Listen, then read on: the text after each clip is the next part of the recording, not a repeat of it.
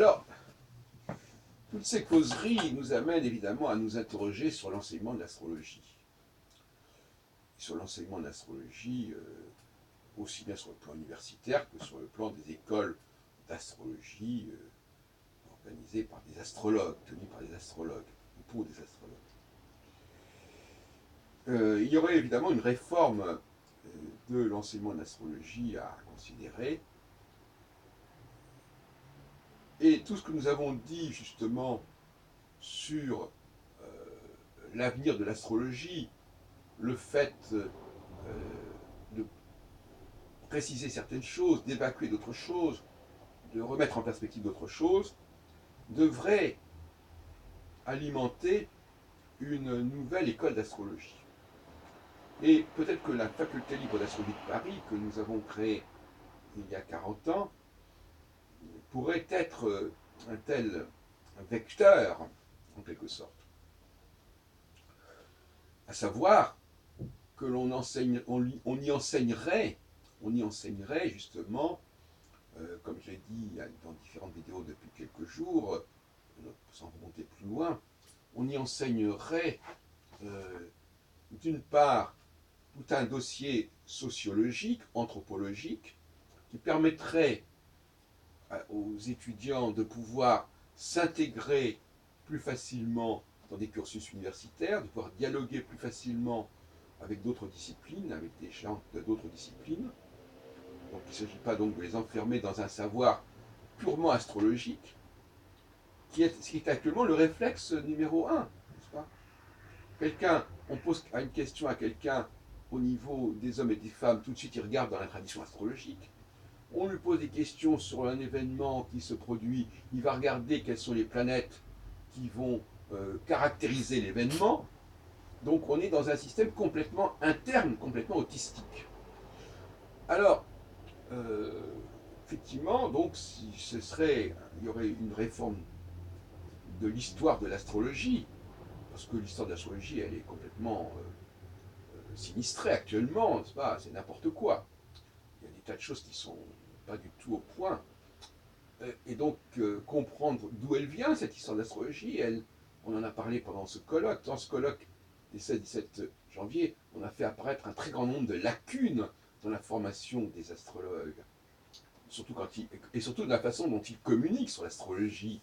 Quand on leur demande d'où vient l'astrologie, Béatrice Rosa nous répond c'est un constat des influences. Et je vais m'expliquer par la suite que si aujourd'hui nous devons constater le fait astrologique, l'astrologie n'est pas née d'un constat, sinon un constat purement astronomique, c'est-à-dire un constat qu'il y a des cycles, mais le contenu, la signification de ces cycles, ce n'est pas un constat, ce sont des codes qui ont été instaurés par les sociétés, et non pas dictés par une structure préexistante, comme laisserait le croire d'ailleurs, entre parenthèses, Jean-Pierre Nicolas avec son RET, bon, ce qui est à mon avis assez fantaisiste.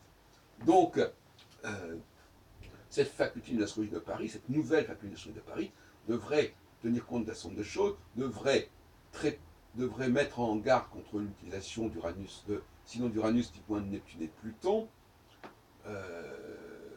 devrait évidemment privilégier une astrologie stellaire plutôt qu'une astrologie tropicaliste, mais elle pourrait aussi continuer à enseigner l'astrologie tropicaliste, à condition que l'astrologie tropicaliste comment dirais-je, bon, ça me paraît difficile de toute façon, je dois reconnaître, pour vous dire que pour moi, astrologie sidéraliste ou tropicaliste, c'est un petit peu blanc bonnet et bonnet blanc. Je ne cherche à défendre ni l'une ni l'autre. Bon, enfin, il y a effectivement, historiquement, l'astrologie tropicaliste, elle a une certaine cohérence par le fait qu'elle se réfère aux saisons, c'est-à-dire à une réalité extra-astrologique. Il faut dire les choses comme elles sont, n'est-ce pas? Une réalité extra-astrologique qui est une réalité météorologique, de certaine manière, en grande partie, parce que qui dit saison dit météorologie. Donc l'astrologie, à un moment donné, abandonne le référentiel stellaire, mais quand je parle de stellaire, je ne parle pas des constellations, je ne parle pas de l'astrologie sidéraliste, je parle des étoiles fixes royales. Je rappelle que l'étoile du bélier qui sert à fonder l'astrologie sidéraliste est une étoile totalement mineure et qui n'existe que par l'importance qu'on accordait initialement autrefois au point vernal, mais qui n'a aucune valeur par elle-même. S'il y a une étoile qui doit avoir une valeur, c'est Aldébaran, dont on dit d'ailleurs qu'elle a pu servir comme base d'un ancien zodiaque, ce qui ne serait pas du tout surprenant. Pas forcément un zodiaque, quand on dit zodiaque, c'est une façon de parler, pas forcément un zodiaque du type saisonnier, avec une symbolique saisonnière. Je ne crois pas qu'on en ait vraiment besoin, d'ailleurs, très franchement. Mais d'une certaine, si on emploie le mot zodiaque pour dire une sorte de cyclicité qui est avec un certain nombre de subdivisions, mais pas forcément une symbolique zodiacale telle qu'on la connaît aujourd'hui. Je ferme la parenthèse. Donc, une faculté d'astrologie de Paris qui proposerait un bagage sociologique, anthropologique, un discours qui articulerait l'astrologie sur l'anthropologie et et sur la sociologie, beaucoup plus que sur l'histoire.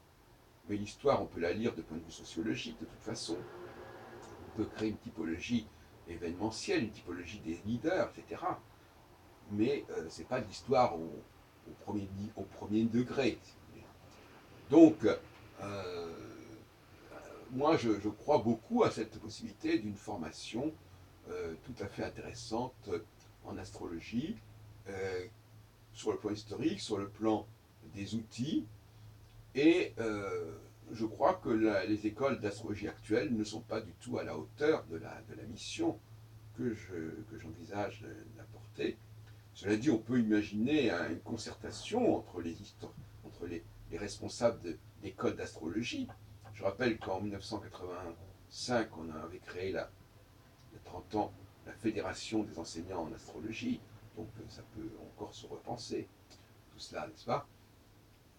Voilà, donc oui, il faudrait peut-être repenser l'idée d'une fédération des enseignants en astrologie autour d'un nouveau corpus d'enseignement qui pourrait faire l'objet de colloques. C'est pour ça d'ailleurs que j'ai mis ces colloques aussi sous le patronage de la faculté d'astrologie de Paris, mais on pourrait les mettre sous le patronage d'une fédération des enseignants en astrologie. Pourquoi pas, ça me paraît une très bonne chose. De toute façon, ce qui est clair, c'est que le, le drame, il est bien au niveau, malgré tout, des manuels d'astrologie, des cours d'astrologie. C'est là qu'il va falloir intervenir, hein, ça paraît évident.